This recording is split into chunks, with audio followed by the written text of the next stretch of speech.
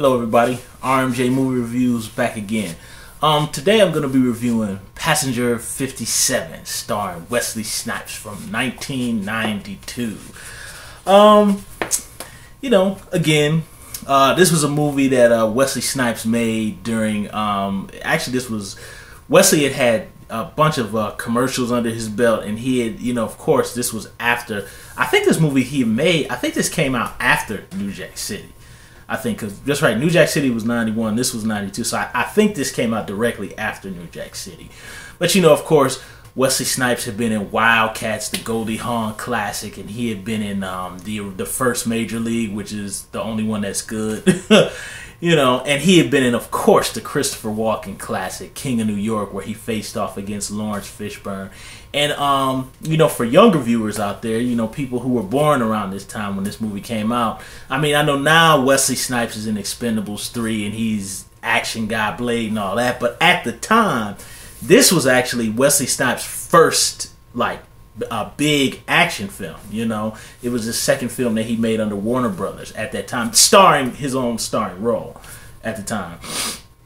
And I believe this movie was written for a white actor, I think was what I read online. But you have to remember, Wesley Snipes, for me, means a lot to me. He's one of the reasons that I always wanted to act and do films and get into filmmaking because, of course, when I was a little kid, really, in my age group, we didn't have that many black action heroes. We had, we had Philip Michael Thomas from Miami Vice, but, he kind of just did that, and then he didn't have anything else. We had Carl Weathers. Carl Weathers did some stuff with Predator, and then he did Action Jackson, but Action Jackson never took off. So really, for my age group, we only had Arnold and Stallone and all those guys, and we didn't have a lot of action heroes of color. So I remember when Passenger 57 came out, I remember my cousin really, really wanted to see this movie, my cousin Jamal.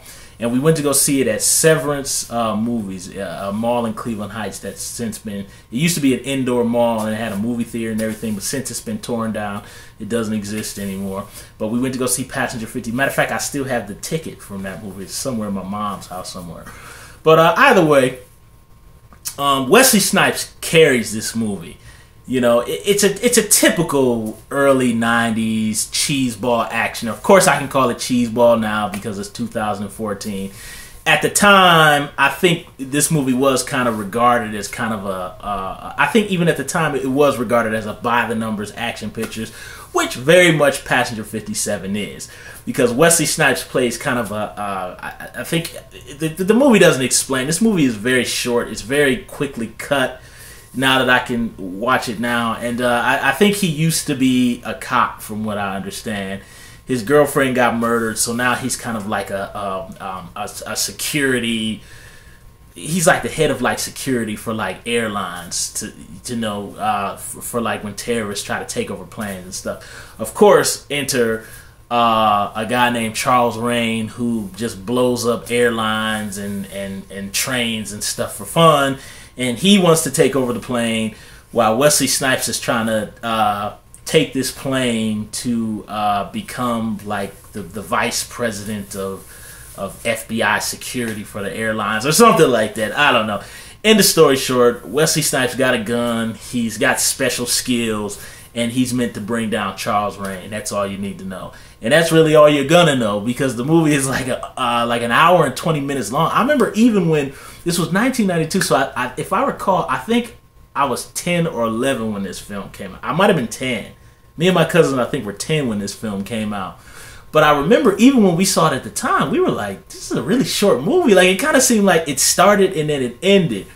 And I do not think this is a bad movie. I just think this is and don't get me wrong, I enjoyed Passenger 57. You know what I mean? Because like I said, Wesley was the first, this was his first big major action role. At this time, I didn't even know Wesley Snipes knew karate until I saw him doing his moves in this movie. So, me and my cousin thought it was cool because it was like the first black action hero.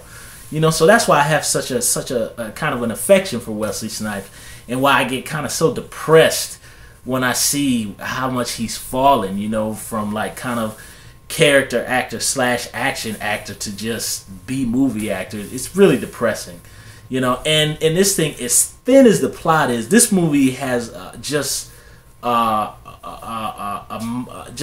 whole array of character actors, kind of actors who aren't on the forefront. But the actors and Wesley Snipes are pretty much what carries this movie. You got Bruce Greenwood, who's been in tons of stuff. He was in Flight with Denzel Washington. Bruce Payne, who was in like Highlander. Oh God, I probably shouldn't even talk about it. Highlander Endgame. And he was in Full Eclipse with Mario Van Peebles. Tons of other stuff. Tom Sizemore, who at this time was on his role too. I mean, he did this film, he did Natural Born Killers, he did True Romance, he did Heat. I mean, Tom Sizemore was just that's another sad one that really depresses me, man, when I see how much this guy has fallen. But this is an enjoyable, by the numbers actioner. And it's the actors that carry it, because honestly, the action really isn't that great. I mean, really, I was kind of surprised in watching it now. The body count really isn't that high, at least from Wesley's point of view. Wesley doesn't really kill that many people. I think he beats up a lot. He really only kills, I think, 3 guys. I'm sorry, no. He kills 4 people, I think. But we all know action movies around that time. The body counts between Arnold and Stallone and Clint Eastwood and Van Damme and Seagal. I mean, those guys killed like hundreds of people per movie.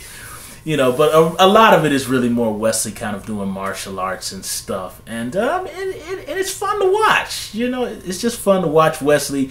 And again, like I said, my White Man Can't Jump review, Wesley can rip that dialogue, man. That's what I really miss about Wesley, is how he would, you know, that's another thing that I miss about kind of this era of action pictures, how, you know, there's like a line where the bad guy says to Wesley, you know, the cheesy European bad guy says to him, you know, like, what are you going to do? What are your instincts? And then Wesley goes, my instincts are to wax your ass all over this floor. You know, only Wesley can say those lines. And then, of course, everybody remembers Always Bet on Black. I mean, that's a classic one. There's another one I like in there, too, where, like, they put in a little bit of social commentary in there where kind of the redneck police guys kind of rough him up. Because this was 1992. So this was around the time of the Rodney King beatings. So, you know, for us, you know, for me as a young black kid growing up in Cleveland Heights and being harassed by Cleveland Heights cops and all that kind of stuff, it was kind of cool to see a black action hero who kind of got his comeuppance on the evil white cops. Because this was when the Rodney King tapes had first came out. So all this stuff was kind of bleeding into entertainment. So it was really cool to see the scene where, you know, the white cops kept calling him boy, boy. And then there's like a scene where like Wesley just grabs him and just like punches him like in his rib cage and throws him over the banister and then kicks him in the mouth, man. I just love that scene, man. I used to eat that stuff up. So, you know, that was cool stuff too. The other one line I forgot too was where the sheriff guy said to him, oh, the bad guy says you're one of his guys. What would you say to that? And then Wesley goes, well, I know motherfuckers who said they seen Elvis in the goddamn mall. You gonna believe that shit too? I mean, only Wesley can say those lines, man. And it just makes me sad, man, to see that Wesley just can't rip that dialogue like he used to. And also that action movies don't have these funny one-liners like they used to. It's just, you know, John Wick kind of brought that back. You know, but these action pictures now, you just... And other thing I also want to say about the action during this time period of action, even though we all know action movies are fake, we know that, but the fight scenes in this, they just feel so rough and real. There's just a roughness, and they feel like they hurt, you know, and I think that's really what's missing from kind of the Hunger Games, kind of shaky cam, Jason Statham, Twilight kind of action movies that are coming out now. The only ones that feel like they hurt are the Jason Bourne movies, which those kind of still mirror these pictures of that time, just with slightly more gritty. But you know, hey, and also too, the fun thing about Passenger 57 too is you can tell it was kind of made for a black audience. You know, because the music actually kind of sounds like it was written by like Kenny G, because there's like a lot of like saxophones and stuff in the background. So you could really tell that they were tailoring this to black audiences. And then of course you got the Arsenio reference, which if I showed this movie to my nephew, he wouldn't get it at all. Where, you know, you put Wesley Snipes next to the white lady on the plane and she goes, woo, woo, woo, you know, so it's all that fun stuff from that time. So, you know, hey, Passenger 57 is a enjoyable cheese fest of early 90s action. I've always loved the picture. I know people that, give it a hard time. I've always liked it. But that concludes my review for Passenger 57 today. I don't know what Wesley Snipes movie I'm going to come back with next, but I'm going to come back with another classic Wesley Snipes movie. I'm probably going to do Demolition Man. And then I'm going to review some holiday-themed Christmas movies. And they're going to be action films, horror films, comedies, all that have the theme of Christmas in them. So probably Lethal Weapon, Die Hard, Christmas Vacation, maybe one of the Silent Night, Deadly Nights, Dutch. I think it's in Dutch too. And then there'll be a couple of other ones that I'll do too. So that's my review of Passenger 57. You guys subscribe to my channel. If there's anything that I missed about Passenger 57, please guys make some comments in the comment box, because I like to talk with fellow movie fans. And let's just enjoy the nostalgia of how great Wesley used to be. All right, RMJ Movie Reviews. I'll talk to you guys later.